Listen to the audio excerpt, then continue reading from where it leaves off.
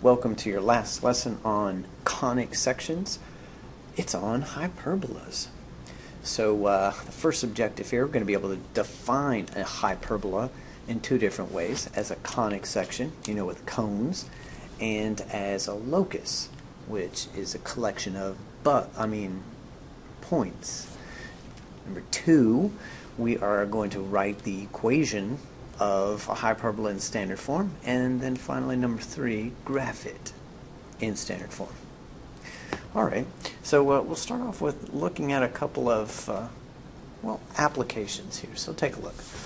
So look at the lampshade right there. So what shape does a light from a shaded lamp shine onto the wall? So if you can look at this picture, there's a part of the light that's shining up this way, and there's a part of the light that's shining up that way. It looks kind of like a parabola on top and the bottom, but it's not really a parabola. That's a hyperbola.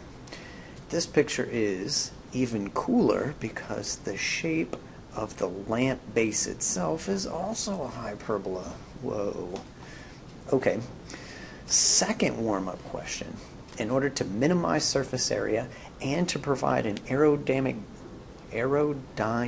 design, like when the wind and stuff is blowing across these nuclear cooling towers, what shape did the engineers design those things to be? It's a hyperbola. Wow, interesting. Okay, here's the last one. If you were to take two stones, like maybe you and your best friend, and you throw them into a pond at the same time and they hit the water and they make ripples, what shape did the intersections of those ripples make? Just take a look at that picture. Can you see? If you can't see it in this picture, maybe you can see it in this one. Do you see the blue lines there? So this blue line together with that blue line, this blue line together with that one, these things are called hyperbolas. The two center points right there, that's where the rocks got dropped into the water.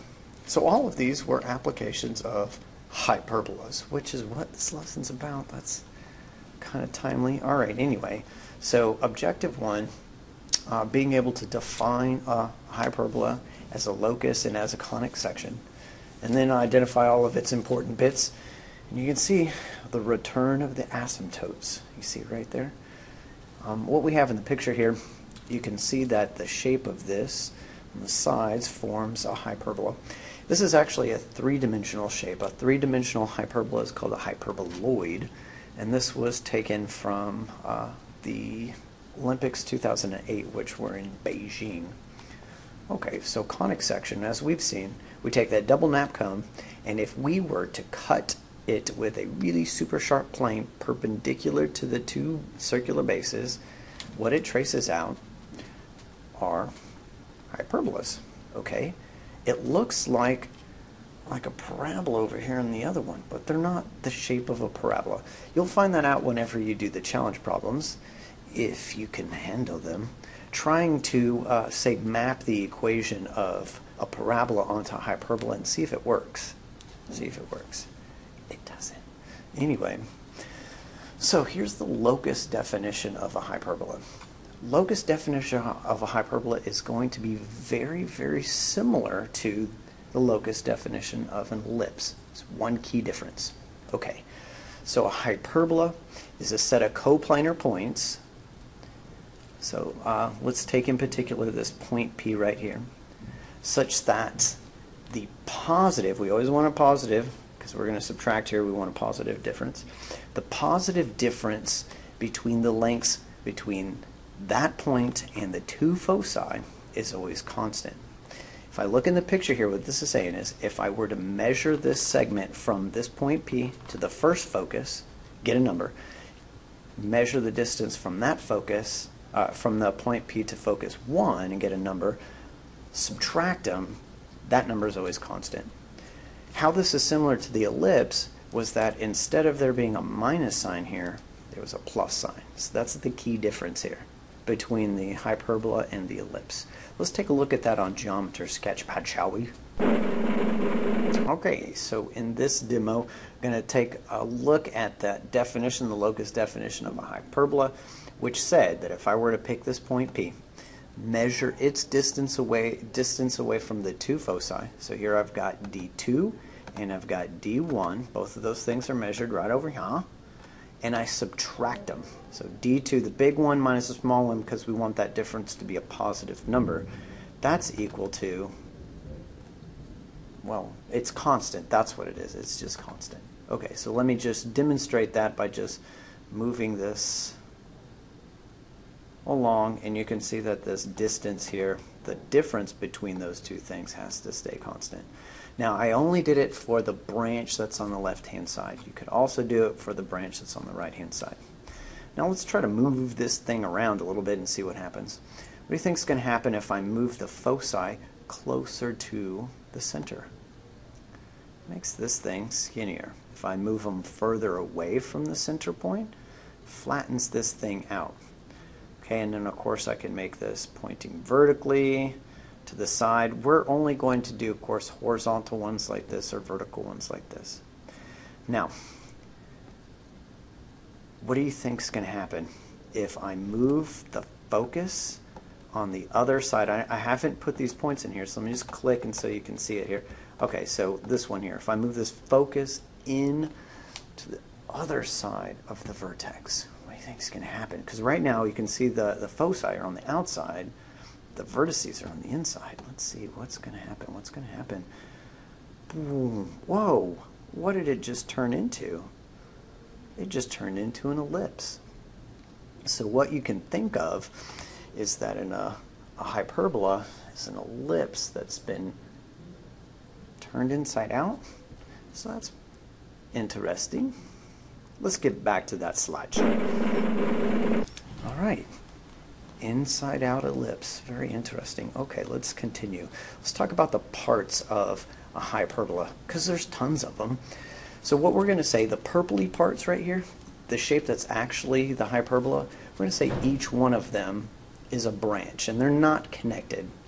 Both of these, of course, go on forever in their respective directions. So they're two disconnected branches. Let's see, what else do we have? We have a line containing, here, let me just draw those. Oh, there's the two branches. Put in a line that contains both the center point and the vertices. That's also going to hold the two foci as well. Okay, so if I just draw myself a perfect horizontal line, if this is a horizontal one, or if this is a vertical one, it'd be a vertical line, it would touch the center, the vertices, and the two foci. Okay, and the distance between the two focuses, so this is going from this focus 1 to that focus 2, that distance is called 2c. Same thing that it was on an ellipse, right? That distance is 2c, which means from here to here must be just c. Okay, let's look at the next couple of definitions. We have a couple of axes. The first one is called the transverse axis. The transverse axis is the segment that connects the two vertices together. Okay, it always passes to the center, and the center point is always the midpoint of that thing. Its length is 2a.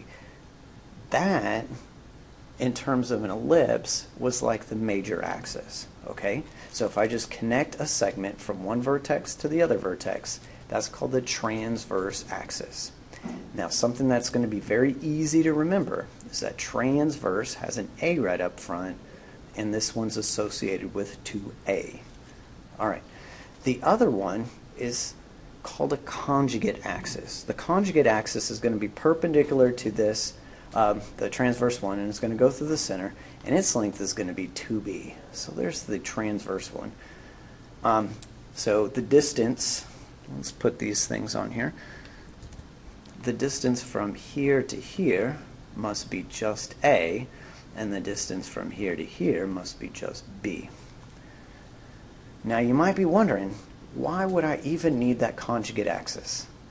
Fantastic question. So let me explain that to you. The whole reason why is because that's going to help us graph it. Take a look at this. So hyperbola has two asymptotes.